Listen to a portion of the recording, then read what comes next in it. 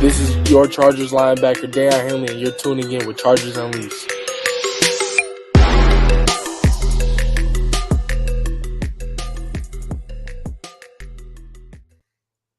Welcome to another edition of Chargers Unleashed. Jake Hefner and Dan Wolkenstein here with you from the LAFB Network.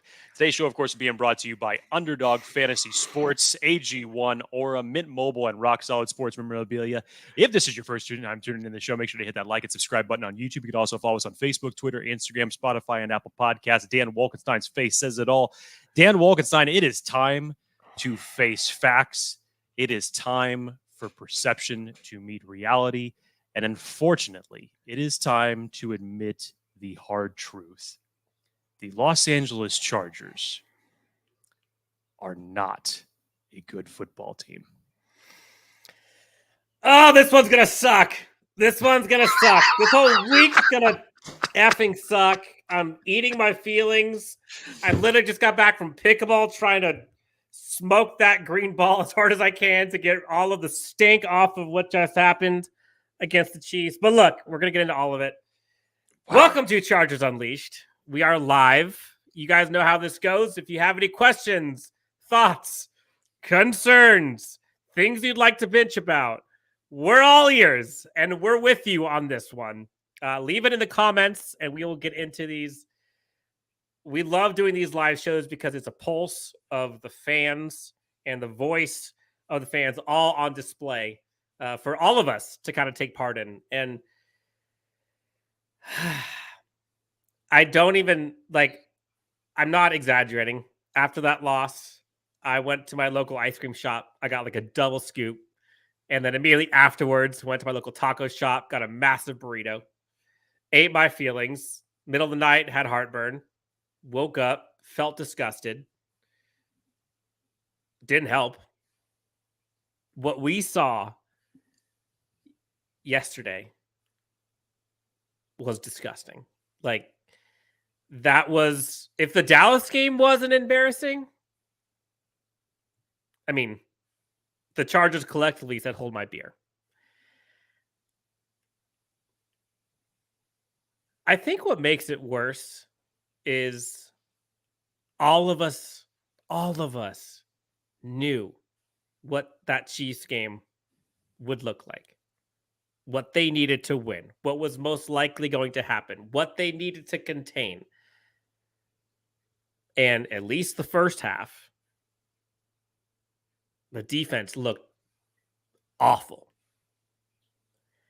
So, I don't even know where to start with this. I think, Jake, I honestly think we should kind of start with just some of these comments here and just let them kind of take over. So, guys, gals, if you have thoughts, let us know. We're here with you. Daniel Bridges. Worried about you. Yeah. See, people are concerned about you, Dan.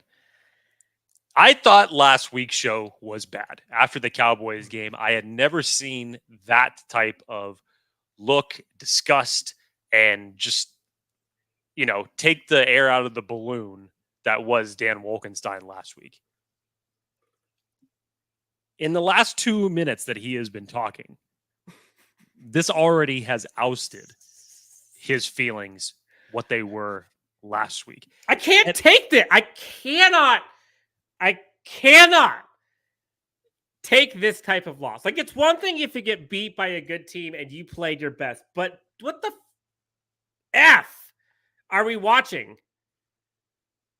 I genuinely don't know what happened to this team. You know that you have done some pretty horrible things if you have managed to knock the eternal optimist that is Dan Wolkenstein off of his pedestal. Charles asks, what's the definition of insanity? Whatever the hell the Chargers are doing these last 2 weeks, that's the definition of insanity. How about that? Constantino says, Herbert needs to grow as a leader. I miss Rivers' fire. He screamed at Gates, at LT, and the defense when it was necessary. A true leader. Sure, but if we're being honest, Justin Herbert has been part of the problem these last 2 weeks. These last 2 weeks specifically. I'm not talking about in total. I'm just saying in these past 2 weeks, according to his own standards, he hasn't met them. So I agree with the sentiment, but he's not really one to talk these 2 weeks that we just watched. I'll put it there for now. Kapil says, yeah, Jake, normally you feel like a team can turn things around, but something feels off this season. What say you? Dan, this team is 2 plays away from being 0-6. They have not gotten a quality win this season. Even in the games that they have won, they have just managed to still allow the team to be in the game. And ironically enough, it's been the defense that ended up getting them those wins. It wasn't your offense. Outside of your most competitive game, even in a loss, which you could look at that as the Miami game in week 1. Unfortunately, you look at that game in hyperbole and you're like, okay, as good as Miami is, you could accept that. Even the Chargers were able to put up some good numbers. And then just the weeks progressed from there. The Tennessee loss, I think, is something that really still sticks in the craw of this fan base. Like, there's no reason why you should have dropped that game. And then you get your wins against the Minnesota Vikings and the Raiders again off of defense to win those games. Dan, you tweeted it out because you and I were talking about it earlier. In the last 3 games that the Chargers have played in the second half, the Chargers have scored a collective 10 points through 6 quarters in the second half. If we wanted that type of output, why the hell did we get rid of Joe Lombardi? Because the results are ending up the same. Oh, I don't know what it is. Complimentary football is just a foreign language to this team. They cannot put all 3 facets of football together for a single game. When the offense does something great, the defense will collapse. When the defense wakes up to pull up the offense to go out and make a play, the offense sputters. I just don't understand, especially as you were alluding to there, Dan. Coming off of the Dallas game and what we were talking about after Monday night, and just to say, and even if you take all of the quotes from Kellen Moore, from Brandon Staley, from everybody, just saying, hey, we got to flush this loss. We'll come out. We're going to be better. What the hell was your defensive scheme to play soft coverage against the best tight end in the game and one of the best quarterbacks of this generation to actually give Kansas City their best offensive output that they have had this entire season? And essentially you did it in the first half. You really didn't even need the second half for that. But then you just completely flip-flop because early on it looks like it's going to be a shootout, 17-all, and then in the second half, you can't find a first down or a positive play offensively to save your life. Kellen Moore for one series goes 3 runs when your running game outside of the Joshua Kelly 49-yard run didn't do anything for you.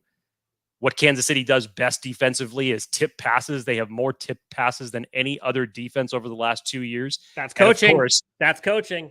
and perfectly timed, by the way, Charles Omenihu, who just returned off of suspension, is the one who caused that.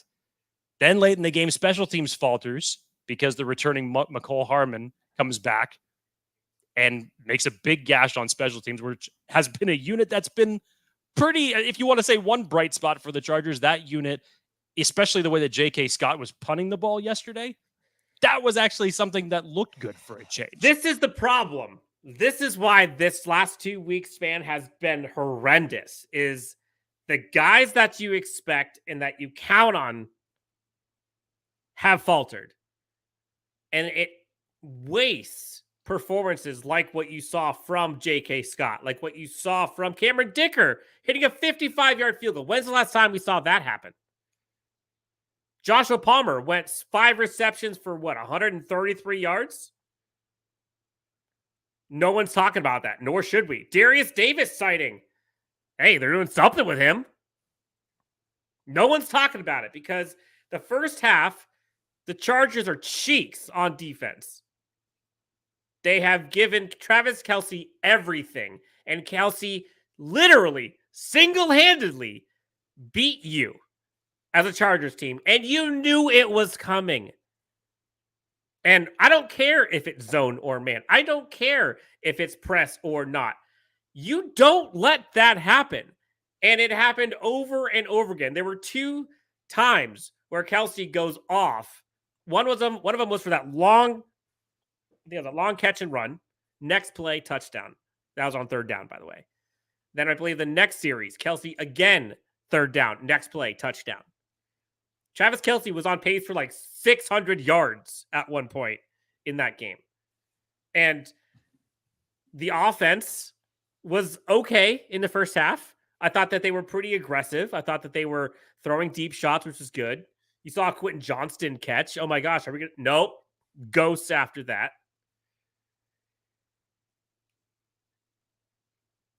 And then you get to the second half. And I think this is what blows my mind is, Jake, this Chargers defense, for how bad it was in that first half. Like, they finally made some adjustments. Why it took them 30 minutes to do so blows my mind, but they did. Holding Kansas City to 4 straight drives ending in 0 points. And what do the Chargers offense do? Jack shit. Like, that was awful. There was one series, 3 straight run plays, because that's smart. Nobody knows what they're doing on offense. And it just looks uninspired, unintelligent. I don't know what happened to Kellen Moore. I don't know why they decided to not go back to Darius Davis. I don't know why Justin Herbert and or Kellen Moore only look at one side of the field. I don't get it. Where are the easy manufactured run plays? Doesn't have to be a run. It could be a manufactured run. Let's do a screen. Let's do a drag. Let's do a crosser. Let's do a slant. Something that makes this defense question what they're doing. And yet they didn't.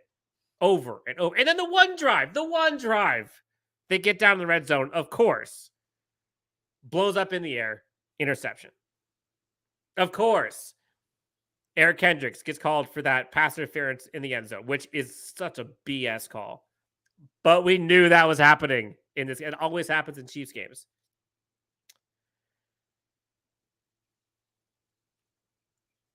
This ship has so many holes and is sinking quickly because of so many reasons. You can't just point at one thing. You can't say, oh, it's the defense that sucks.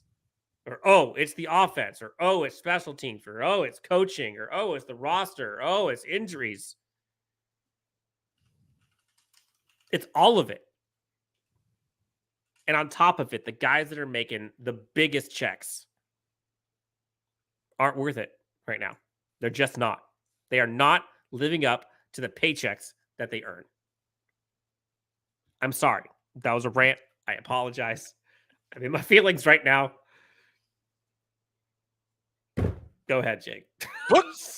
Bookmark it, baby. That's one of the most emotional rants that Dan Wolkenstein has ever made on this show. Actually, I should asterisk that. Negative rants. Because he can get in a positive rant for days and days and days. But when you have driven Dan Wolkenstein to this level, and again, I said it on Monday that it was a little bit bittersweet just because Dan's finally just getting his nails and his grips into that reality. This is what you get. This is the outcome. This is Dan Wolkenstein today. And I truly do not know if we are going to get the optimist Dan Wolkenstein back for the remainder of this season. So hold on tight. Like, what is happening? I get Corey Linsley's a big deal. Reality check comes in here with a comment. We can't block. Yeah, this offensive line is broken.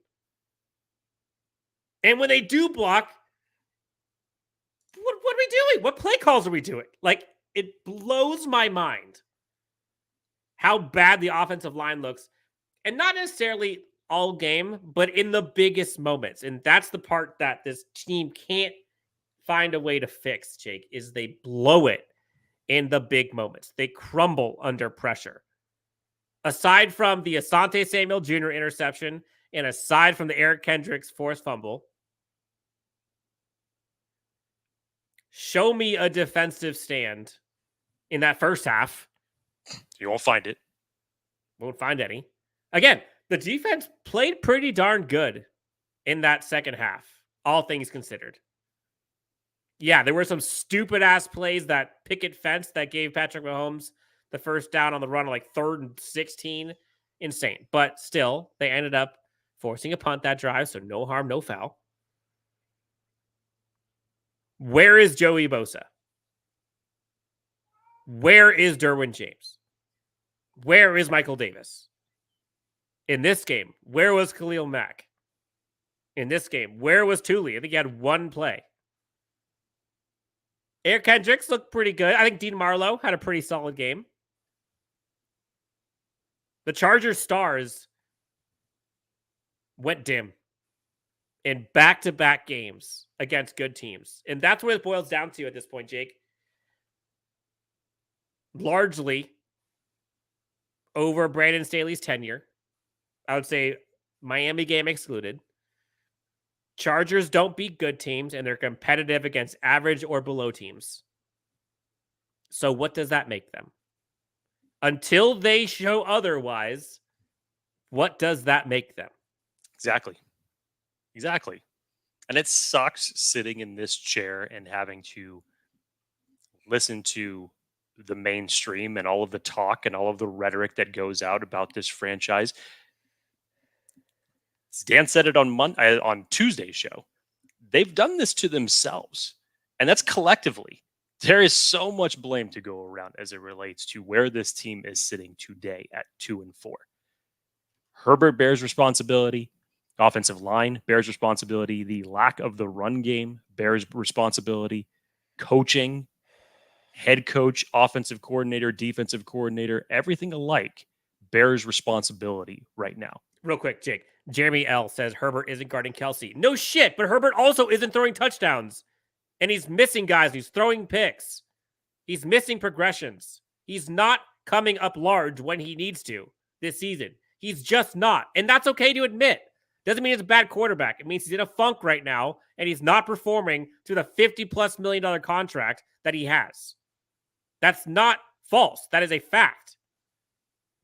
If you want to talk about Justin Herbert this game, 17-30, 47.4 QBR. So, miss me with the it's not Justin Herbert's fault in this game. It absolutely is some of his fault. No question.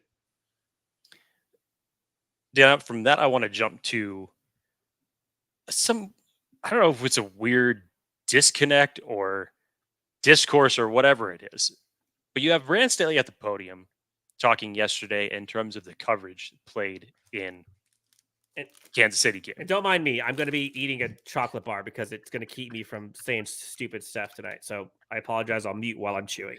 Dan is not Dan Wolkenstein when he's hungry.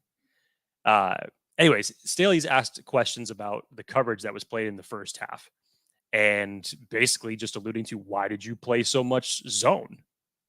And Staley kind of turned it around and said, no, we played man coverage. And then Michael Davis is asked later in the locker room about this, virtually the same question. And Michael Davis says, well, we played zone in the first half. What's happening? Either nobody knows the coverage they're running or there's something else going on in the locker room. I don't know what it is, Dan.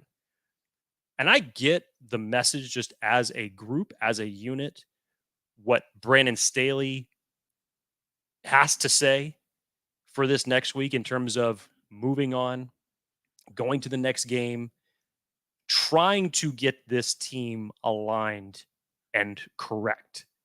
And the players are in the same way. As Derwin said, you have to flush these 6 games and basically saying, try to do something to say that you're going to go on a run.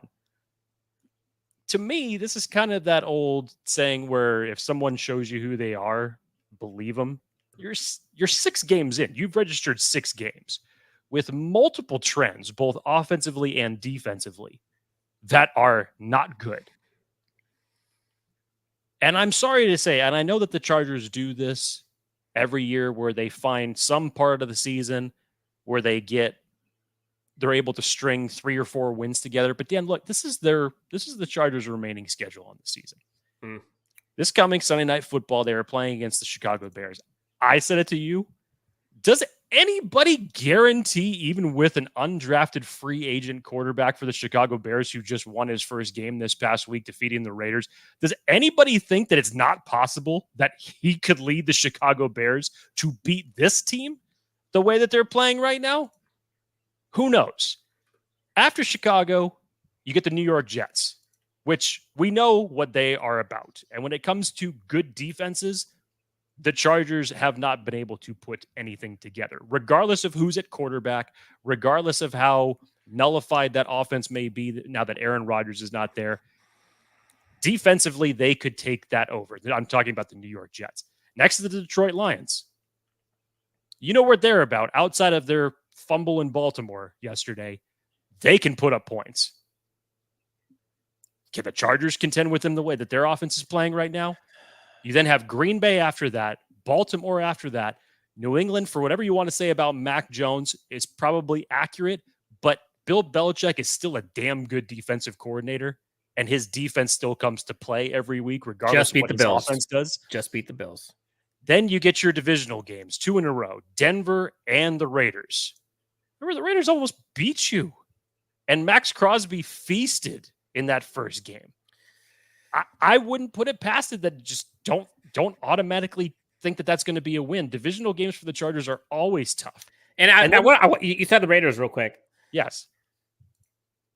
I've seen a lot of people talking about this Chargers team and, the players, they're quitting or they don't believe in the team. And go look at what Max Crosby is doing on a horrendously organized Raiders team. Do you think that guy is giving up, calling it quits, regardless of what the scheme is around him? You can say what you want. You can give all the excuses you want. It's up to these players. And compare and contrast Max Crosby and Joey Bosa right now. And go look at how much each of those guys are making.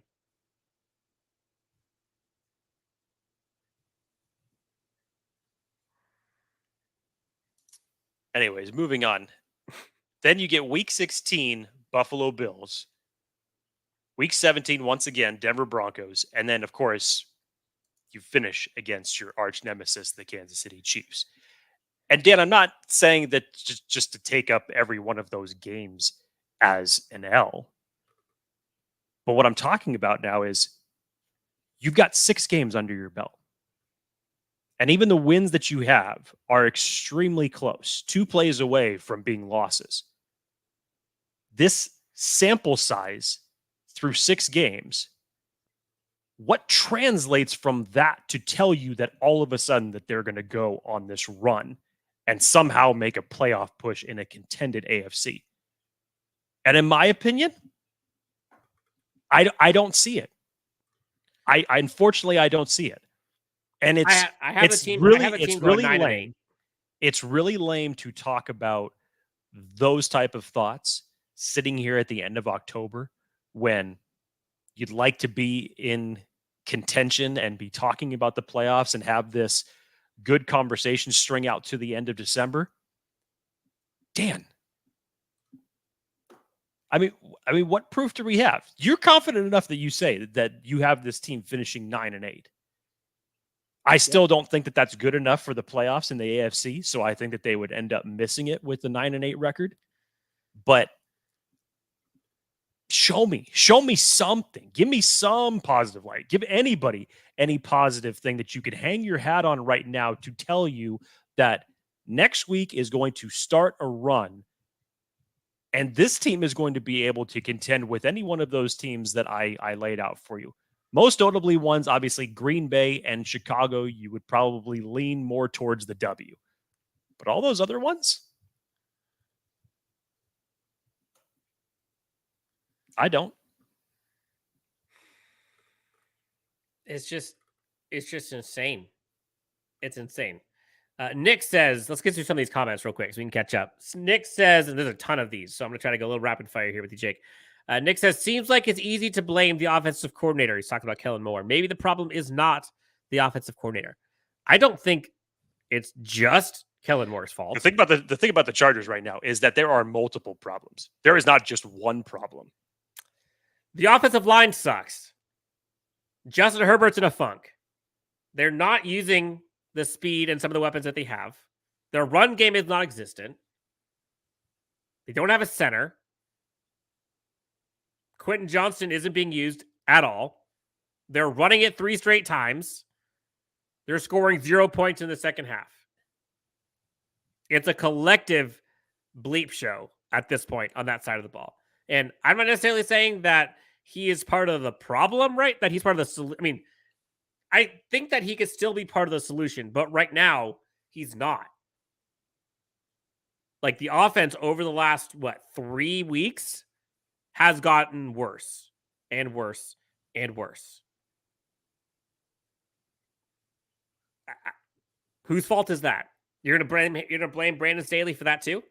Like, is that? I mean, he bears some blame, absolutely. At the end of the day, like he calls the shots. It's his team, but like he took accountability at the podium after that game yesterday. Who else did? I don't know. Robert asks Jake, what are the chances both Staley and Telesco are gone after the season? Tired of seeing another embarrassing performance after another. It's like watching the same episode after another.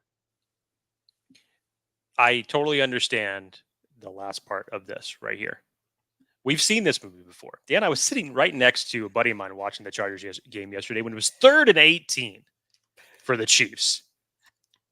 I looked to him and I said, watch what's going to happen right now. The Chiefs are going to convert this one way or the other. And the fact that it happened on a Patrick Mahomes scramble was just so fitting.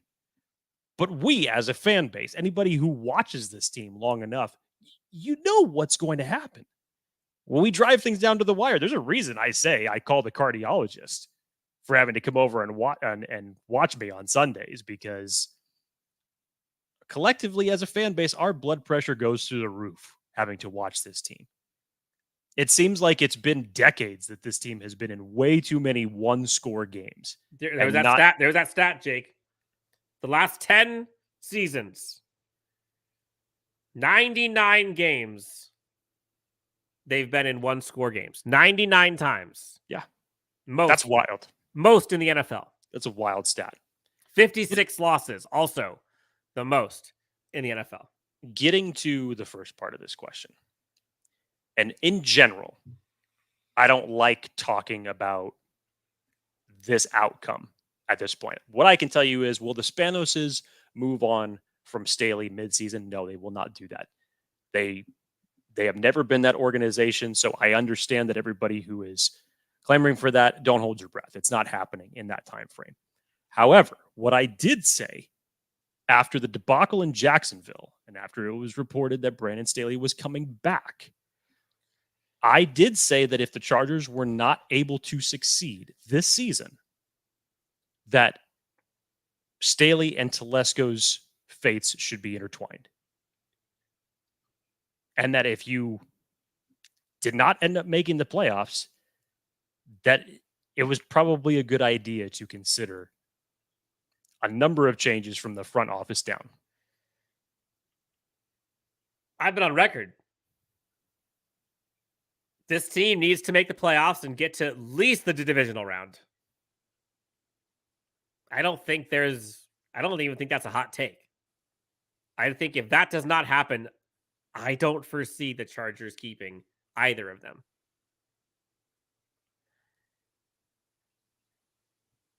Now, one of the questions I was going to ask you, Jake, is,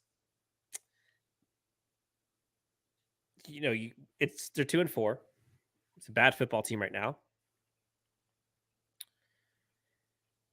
Are these stars overrated?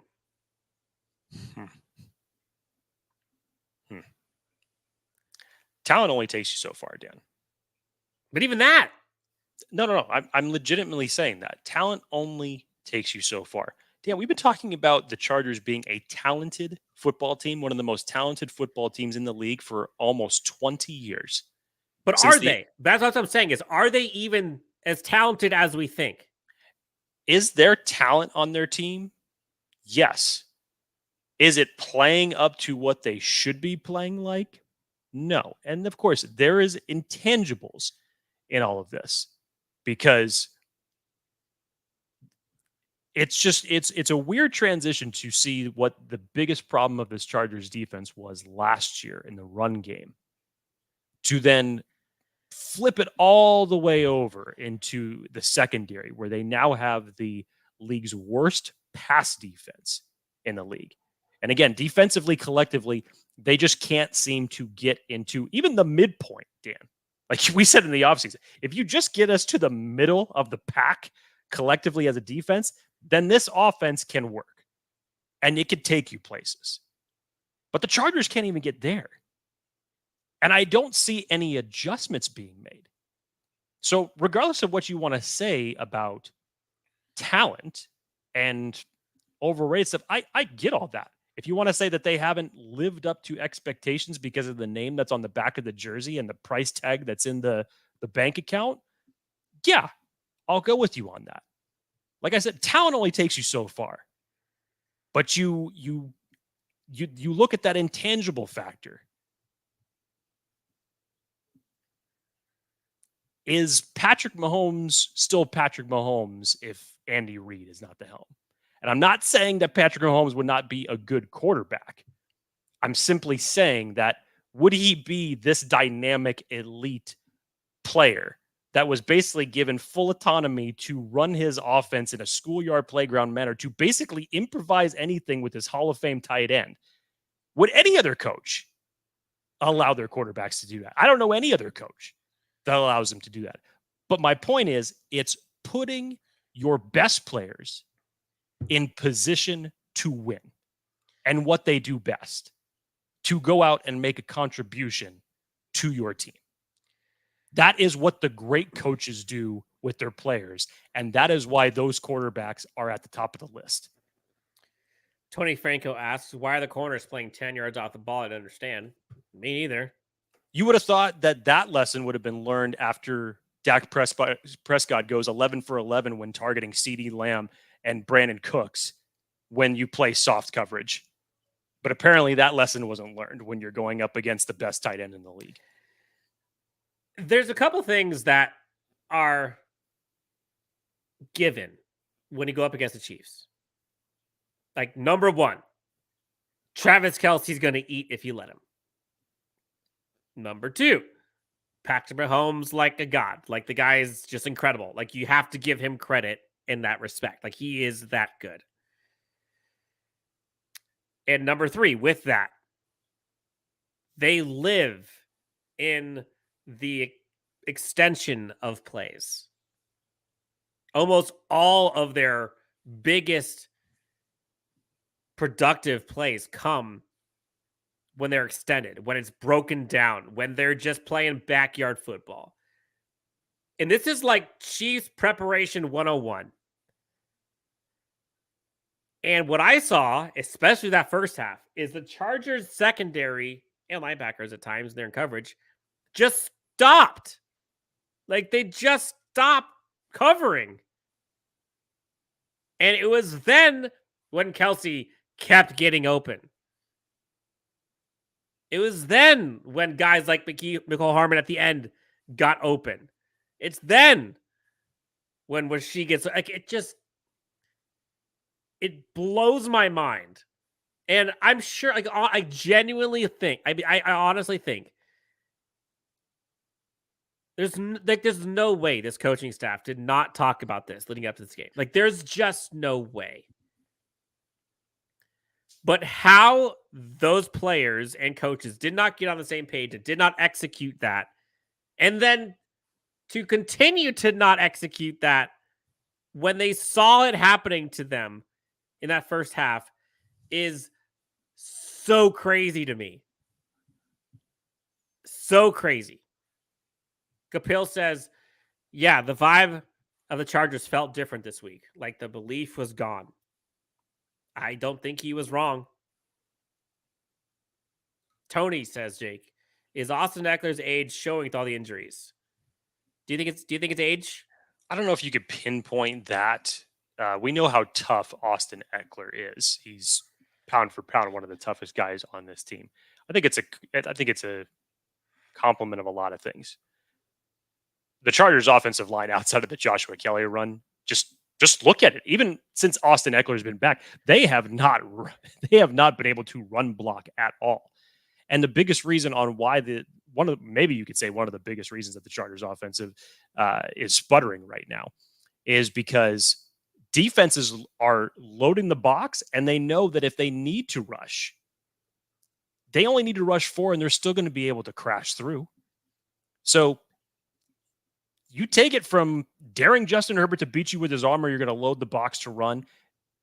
Regardless, the Chargers are losing in the trenches, which is affecting the entire offense. So whether it's taking away the run game and the Chargers are faltering to falling behind where they can't even utilize it anymore, which at that point you want to put it in the hands of the guy who can give you the best chance to win. Regardless of what we think about Justin Herbert, he's still the best chance for this team to win as it stands right now. And make no mistake, like everyone listening to Jake and I right now, like we're pissed for good reason. But don't get it twisted. Justin Herbert is still a top 5 quarterback. Justin Herbert is still the franchise quarterback, and he is an excellent player. He's not playing like it, though. Bingo. And that's okay to admit. That is okay to admit, and he would say the same thing.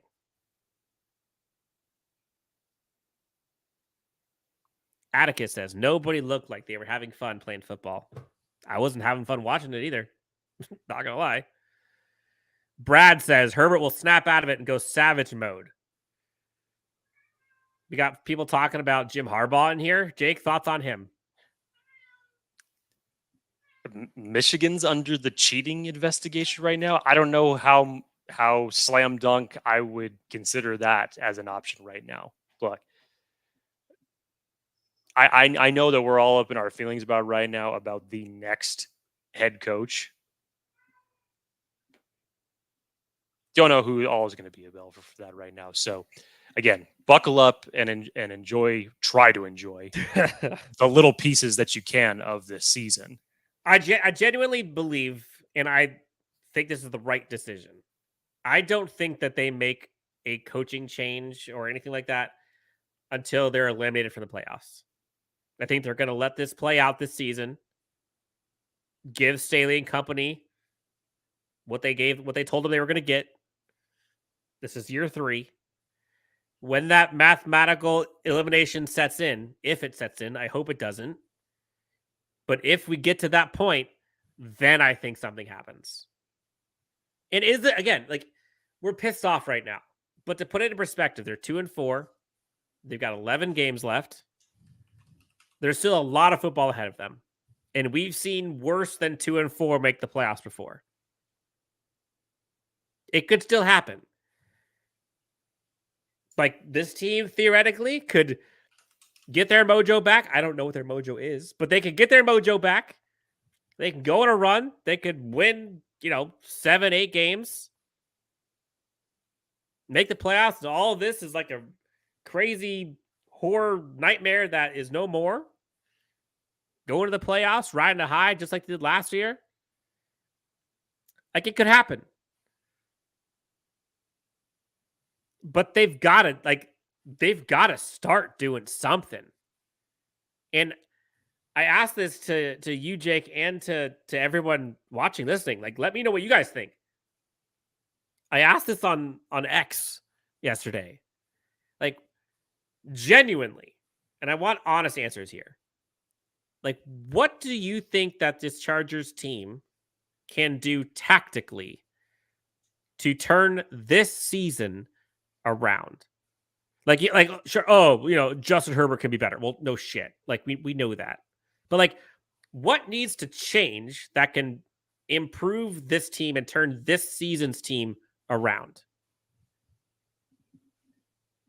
If you're asking the question to me, Daiyan, the easiest thing that you can do is you have to find a way to, first of all, do what you said you were going to do in terms of utilizing the entire field. Because right now, the trends for defense, that doesn't seem like that needle is going to move in a positive direction right now. Okay, so that's out.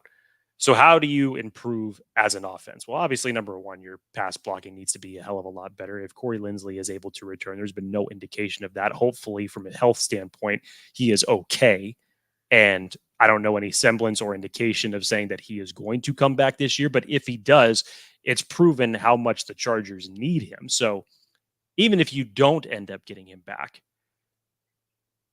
why did you spend 2 draft picks on Quentin Johnston and Darius Davis to add the speed element that we talked about that this team was missing last year when you passed on a wide receiver in 2022, and yet you draft 2 guys to fill that void in 2023? And somehow, collectively, whether it's scheme or it's your quarterback simply not looking in the direction, how do you change that? I understand how good Keenan Allen is and why, if anybody was going to throw to anybody to say, who do I need in a crunch time situation on 3rd and 12 to catch me the ball, 10 out of 10 times, everybody should be saying Keenan Allen because he's proven it. But you have to learn to trust these young players.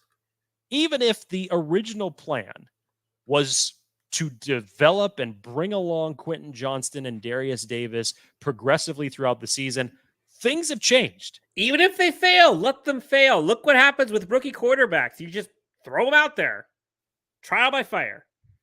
The void of Mike Williams is so felt for this offense right now. It is amazing what his impact has done, because I personally thought, given Kellen Moore and how I believed that he game planned offensively and having to overcome things in certain situations, even in Dallas when he lost certain players, I felt that he could game plan by committee, and what he told this fan base in terms of what this offense was going to be, that you could say, okay, I could take a group of guys by committee to fill that Mike Williams void. And unfortunately, partly on him, partly on Justin Herbert, that has not come to fruition, because it's Keenan Allen, it's Joshua Palmer, it's Gerald Everett. Unfortunately, there has to be more than that, because opposing defenses can easily take each one of those guys away like that. You need to make defenses think about covering somebody else. And the Chargers offense just is not doing that. Reality check says Herbert needs to be a leader before this team can go anywhere. Jake, do you question Justin Herbert's leadership? I mean, look, if we're just simply going to question leadership and compare it to Phillip Rivers, for example, because he was a guy who yelled on the sidelines or got fired up, and the camera would go to him every time, every time that he got fiery. I think there's different levels of leadership now. Do I think that he has to step up and be a leader? Yes, I do. But just because he's not getting fired up does not mean that that is a sign of not being a leader. So let's just quantify that properly. I think that you've heard it from all of the players, especially the defensive players that had talked about how Herbert had stepped up in the offseason. I think that he's there. Does he need to do more from his own standpoint in terms of play to carry this team? That, to me, is something that I'm worried about more. I'm not worried about Justin Herbert's leadership standards right now. I'm worried about what I've seen from a play aspect of him since injuring his finger and his play in the Dallas game and the Kansas City game. That's what I'm worried about. That's what he takes accountability for. If there's one thing, and I said this on last Tuesday, if there's nothing that we knock Justin Herbert for, you understand how much he takes a weight on his shoulders when it comes to taking L's and when he has bad performances like this. Does he need to bounce back? Yes, he does. Do I think we are going to get that semblance of the Justin Herbert back this year? It's going to be rocky considering what he has to work with. But in terms of the drive and motivation that he has for himself, I don't think that anybody can question that. But this is why he can't do it all by himself, unfortunately. And it takes coaching, and it takes an offensive line, and it takes weapons, and it takes a game plan to collectively go out as 11 guys to beat somebody. And yes, it starts with Justin Herbert. and Justin Herbert needs to play better. Jake, this is going to be music to your ears. There's been some questions. HH4. With the first pick in the 2024 NFL Draft, the Los Angeles Chargers select. First pick, a little much. But, Jake, have you crossed into that threshold? Have you started thinking about draft picks, team needs? Sure. Is there a guy or two that you're like, ooh, dog, give me a round one? There's plenty of them. Number 2, HH4. Unfortunately, the Chargers will not have the first round pick in the 2024 draft. Would you get Caleb Williams? No, I would not get Caleb Williams. No. If the Chargers got the first pick, 1, they better trade out of that. 2, Marvin Harrison Jr., Brock Bowers. Hello. Brock Bowers would be nice. I've been looking at Brock Bowers for a year now. I would love that because the Chargers are essentially going to have 4 tight ends that aren't going to be signed to this roster next year. What are you going to do on top of 4 huge contracts that you're going to have to figure out how to deal with when you're in salary cap hell next year? Right now, the Chargers sit with the number 9 pick. Ugh. But no, they won't have the first pick. All right, so people have answers for what the Chargers team needs to do. Leandre says, get 1 and 12 involved, please. You're nailing it, Jake. Yes, Darius Davis and Quentin Johnston. Why the hell they are not using Quentin Johnston blows my mind. HH4 says, cut ties with the malcontent Ekeler. There have been a lot of kind of rumblings about, like, should the Chargers become sellers? And who would they sell? Ekeler could be one.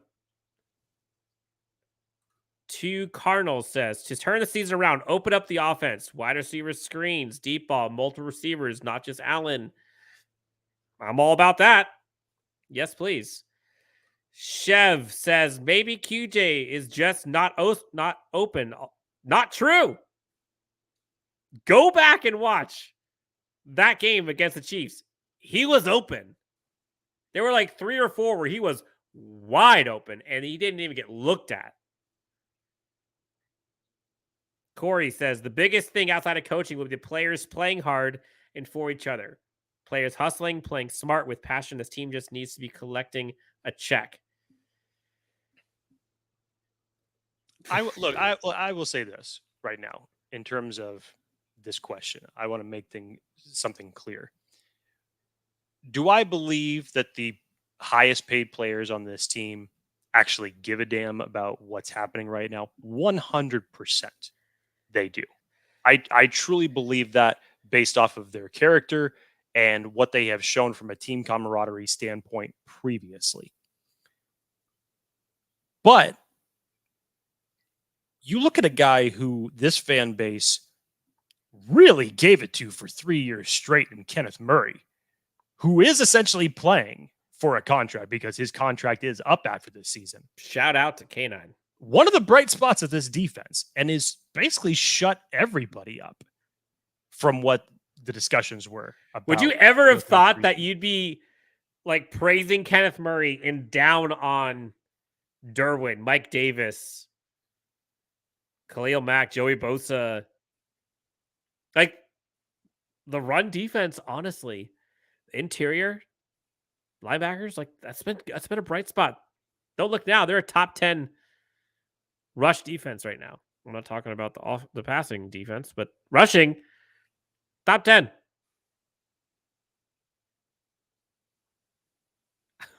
What world are we living in right now? This is so weird. Okay. Tony says, put me on the team. I'll be a rah-rah guy and warm the bench for free. Let's see. There's a question here. Over or under, Brandon Staley breaks out from here and has a coach of the year candidate type coach performance. I'm not sure how that be. Is that talking about what? Out of this slump that the Chargers are in? Or are you talking about going elsewhere? No, here. I think he's saying this year. Here. I don't know what the over under is, but will he or will he not? Yeah, whatever the line is, I'm hitting the under. And again, you could believe in him. You could believe that he has what it takes. But if you're just solely looking at the facts. He shaved the beard today. Did he? I didn't see that. Apparently, he shaved the beard. Did Justin? Did we see that? I don't know about Justin. I can't remember who it was that tweeted. I don't know if it was Fernando or who it was, but they basically said that the Chargers press conference just started. The beard is gone for Brandon Staley. Gosh. Let's see. Nick asks, what happened to Mike Davis? He's horrible. I think it's twofold. I think he's being used wrong. He is much better in press man coverage with help over the top. He's quick enough to catch up,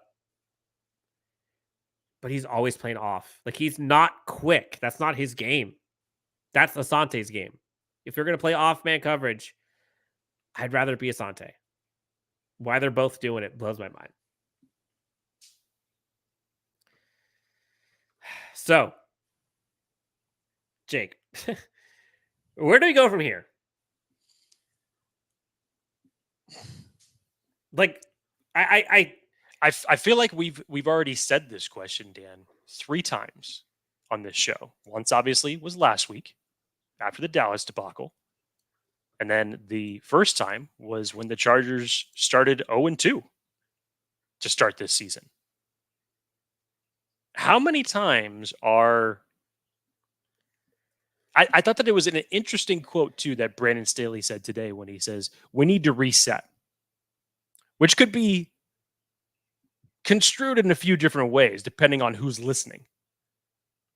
Because if this is fan base, reset means something to them. If it's to the team and to the players, obviously it means something completely different. It aligns obviously with what Derwin James was saying in terms of we got to flush these 6 games out and we basically just have to start from ground zero and try to build ourselves up. Hey, that's admirable. If you're able to do it, great. Unfortunately, nobody has seen any signs of that happening. This team has yet to get a quality win against a quality opponent. And even in the wins that they currently have, it's not even that convincing to tell you that they're going to be able to go on this stretch of a harder schedule than we originally thought it was prior to the season.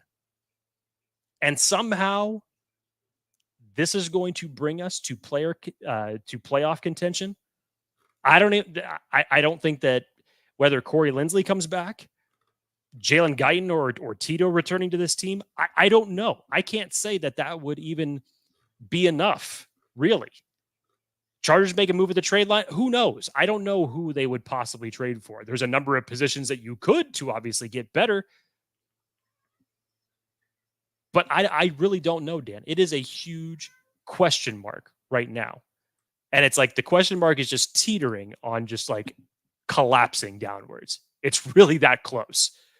Because yes, mathematically, are the Chargers still in this? Yes, they are.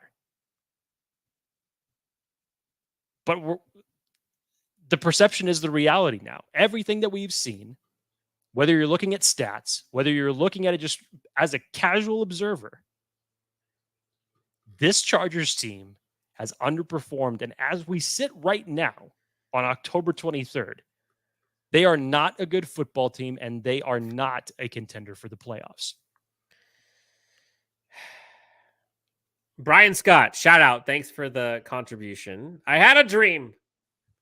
Del Mar Racetrack shuts down, and in its place, Jeff Bezos, the new Chargers owner, builds a stadium there. That's ambitious. There's a lot of ifs there. Yeah. But appreciate. That's a hell of a dream. That's a hell of a dream. That is a hell of a dream. Let's see. Lots of people are talking about the Chargers trading some of their stars. It's just going to be tough. And even if they do, what are they going to get back in return? Right. Because it's going to be. Beard got today. Will they get a 5th and a 6th for that? And that guy's a stud. The pick that you got back in the J.C. Jackson trade, which again, a lot of people were shocked that you were even able to trade that contract that you still have to eat dead money for. But a huge contract like that, even if you're able to move it, is going to get you a minimal return. That's the trade-off. So it's most likely not going to happen in terms of if we're thinking the big 4 contracts for this team. All right, we're rounding out here. We might go another 10 or 15 minutes or so. Then we'll end this one. Appreciate all of you for kind of listening to some of our gripes and also taking part in this. We're all in this together. Demetrius asks, is it bad to say that even if the Chargers beat the Bears, I still won't be excited till they prove and show some consistency? No, it's not. No. Because that's not a quality win. You could say, okay, yes, that's good for the win column. Is the Jets a quality win? I think when you go up against that defense, it's a little bit better. Yeah, it's a good team. But again, it's just to say the biggest problem with this team has been consistency and complementary football. Right. If it beat the Bears, beat the Jets, like, okay. Like that. That's been something that has been non-existent through 6 games with this team thus far. And until you're able to string together quality wins, then you could start getting that sense of confidence back. GR says Popper, which I don't know if he's alluding to me being Daniel Popper, which I'm not. But Popper, what do you think of Staley? He rather choosing to be friends with the players instead of putting that fire on all the players. I don't see that hunger like other teams have. I'm over Staley. Jake, what say you? Yeah. Do you think he's trying to be friends too much? No. And I say that based off, look, I have watched training camps with Brandon Staley, and I have watched training camps with Norv Turner. I can collectively tell you that regardless of what you think about him, Brandon Staley's training camps have been much more intense. Yes. Andrew, I would be fine either way. Either we make the playoffs or miss the playoffs for a rebuild. What do you guys think? I had too much high hopes before the season started, but it's okay. I don't know if that's how he said it, but that's how it feels. Like, it just looks like this is just like, put me out of my misery. I don't know what to do. It's true. El Chief Jeebus. To see Dan get super upset and frustrated with this team last pod, and Jake always laying it on the table like Matt Money Smith does, makes me feel a bit better. You are not alone. Also, head coach Jim Harbaugh season. Again, pump the brakes on Harbaugh for right now. There is a few waves that have to crash before you can even consider him as a possibility. Jeremy L says, thanks for letting us vent on here. HH4 says, in order to get better talent, I think losing is best for the future. If we're talking draft order, I guess. Sure. Well, if that's the case, then why are the Chiefs so damn good every single year and have been for the better part of a decade? How did the Patriots build a 20-year dynasty being at the bottom half of the draft every single year? It's not just about losing. A tier says, Chargers are not winning in the playoffs if they get in. So who do you want as the new GM? I want the Chiefs assistant GM or Eagles assistant GM. Have you even thought about GM options yet? No. Me neither. No. I mean, honestly,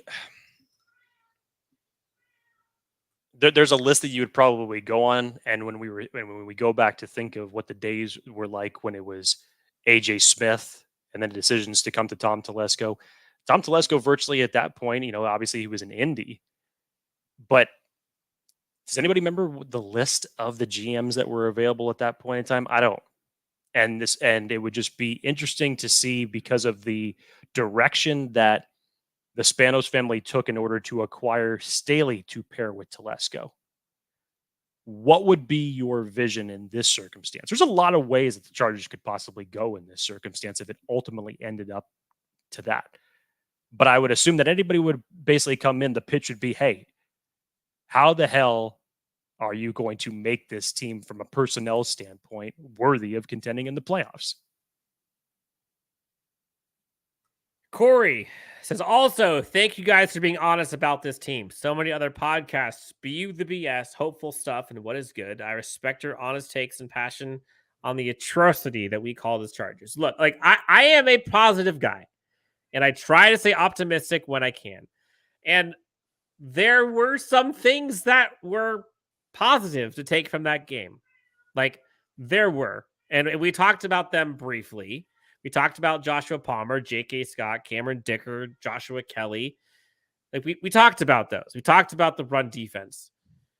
The second half defense is pretty good. Like there are positives, but there's no way in hell you can take that game and say, well, silver lining. Like, yeah, you went up against the Kansas City Chiefs. That's the worst you've looked against that team in 3 years. And that was the best game the Chiefs have had offensively this year. Great time for it. Jeremy says they're not beating the Jets. Cool. I don't blame you for thinking that way based off of what we've been shown. Eddie says if they put up 28-ish on the Jets, that's a pretty good win. Like, that's a tall tale to get 28 points on New York. Martinez Jimenez? The way they are playing makes absolutely no sense except that it's scripted. In this entire fan base's minds, we know the script. We've seen this horror movie for the better part of 20 years. We know what's coming. We know exactly what's coming. So if you're saying that they're following the script to the T in that circumstance, then yes, it is scripted. Andrew says, players still having nightmares from the Jaguars loss? Question mark? Lord, LOL, have mercy. Yeah, have mercy.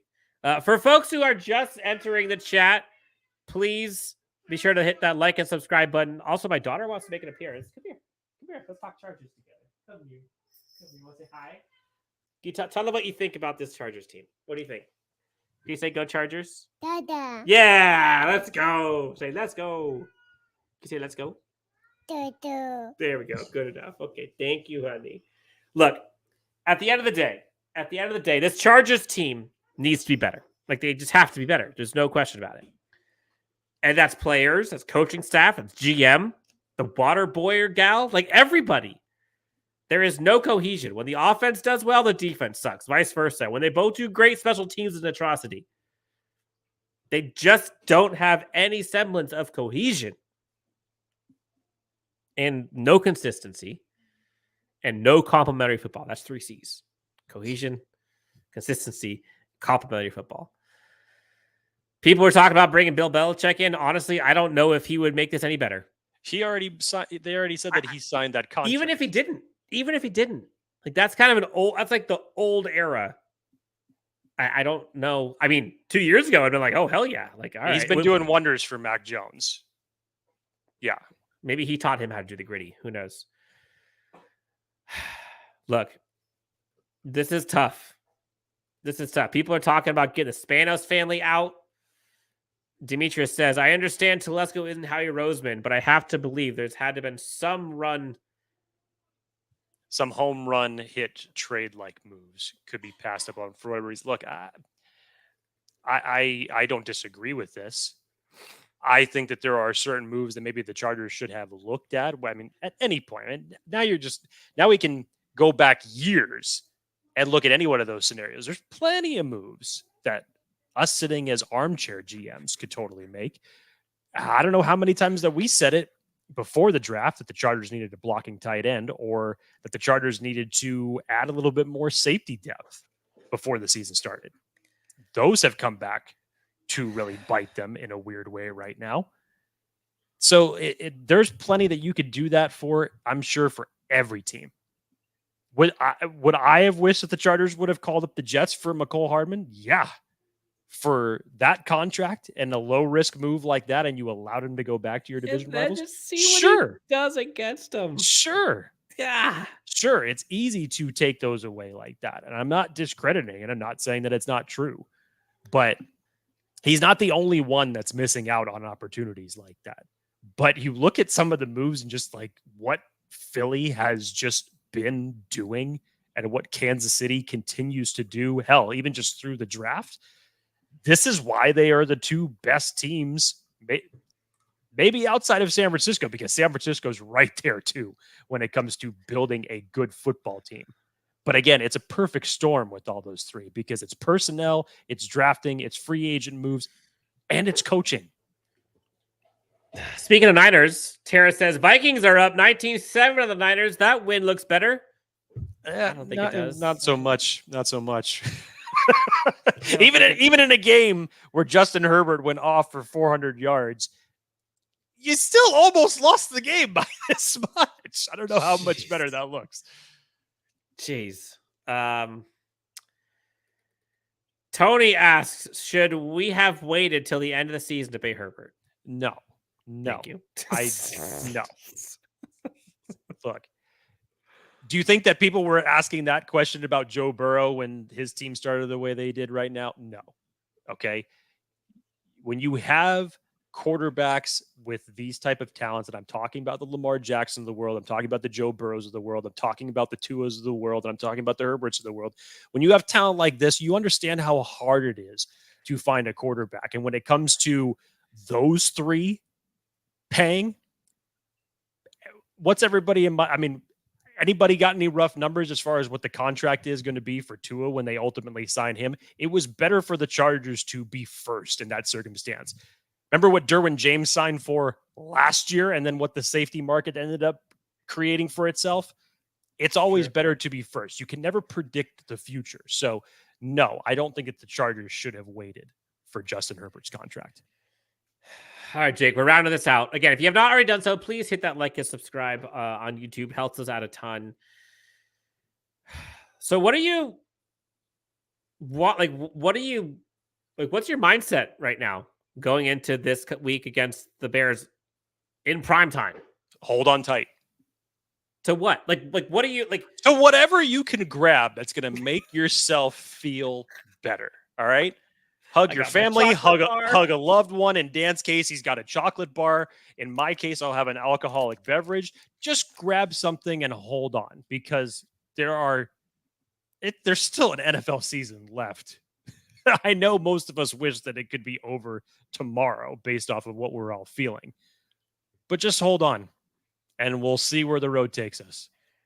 Like, I hope, I'm an eternal optimist, and I hope this team turns around. And I so badly want this team to succeed. And I would love to have these players, this coaching staff, just rub it into everyone who is doubting them and who has already put the nail in the coffin and has already kind of rode this team off in the sunset. I would love that. And I could see a pathway for that happening, sure. But that pathway is like 180-degree turnaround from what you've seen this last 6 weeks or these last 6 games. Like, weirdly, Jake, the Dolphins game was probably the best we've seen this team play. And at the time, people were saying it was awful. Which is wild considering what Tyreek Hill did to you defensively. But yes, if you're talking about contention with a legitimate football contender for the playoffs and the Dolphins, yeah, you probably would have felt like that type of outcome could have been similar to what we would have seen in the Kansas City game, because the Chargers have historically always played the Chiefs close, even though if they've been on the losing side for a majority of those times. But that's what you would have expected, and it just got worse. So where is the switch going to be flipped? Because it's not just going to take a flipping of a switch, in my opinion. There's like 17 switches that have to get flipped right now. The good teams are able to take that and respond. The Chargers were able to do that after going 0-2. Again, even in a game that they almost lost against the Minnesota Vikings. They found a way. But what is going to stop the 32nd ranked defense from continuing passing. Yes, thank you. From continuing to give up big plays and allowing wide receivers to just go berserk on them. And tight ends. Because these past 2 games haven't shown that whatsoever. They have not. You are correct. All right, I think that's going to do it. This has been a long one. I appreciate everybody. We appreciate everyone kind of tuning in. We've had a lot of people in this. Jeremy says, find a good bourbon. Jake, what is your bourbon of choice as of late? As of right now, it is Eagle Rare. It's one of my favorites. I actually just bought a new bottle of that a week ago. Thankfully, when did I actually open that up? I actually opened it up on Saturday, believe it or not. I chose not to waste good bourbon on the Chargers game watching it. So I just had a glass of Bullet watching that game, which was just fine. But yeah, the liquor cabinet needs to be restocked because there's been a lot of consumption this year. Let's just say that. The thing that sucks about all this, Jake, is we have so many giveaways that are just sitting here ready to be given away when this Chargers team decides to win again. Like, we have signed Asante Samuel Jr. stuff. We've got signed Tuipulotu stuff. We've got Eric Kendricks stuff. We've got Junior Seau stuff. You know what, Dan? We should do the opposite. Because this fan base has suffered long enough. I think actually a giveaway would be great. You do the opposite. You say, until the Chargers win a game, we're going to continue to do giveaways. That's how you should spin it. Oh, hey, maybe we're going to have to. Who knows? Look, Charles says, thanks, guys. I feel a little better. I'm a season ticket holder. I'll be there. Wish me luck. I will be there as well. Prime time under the lights, Sunday night against the Bears. We'll talk about that game later on in the week. But Jake, this has been fun. I love these live shows. This is actually Jake's idea to do it this week. So shout out to you, my friend. Needed to be done this week. Anything else you want to say to the great friends before we head up on out of here? I said it 5 minutes ago. Hold on to something. Hold on to your britches, fam. For Jake Hefner, Dan Wolkenstein, LAFB, this is Chargers Unleashed. We'll talk to you guys next time. See you soon. Have a great evening. And we'll talk to you next on the next Chargers Unleashed.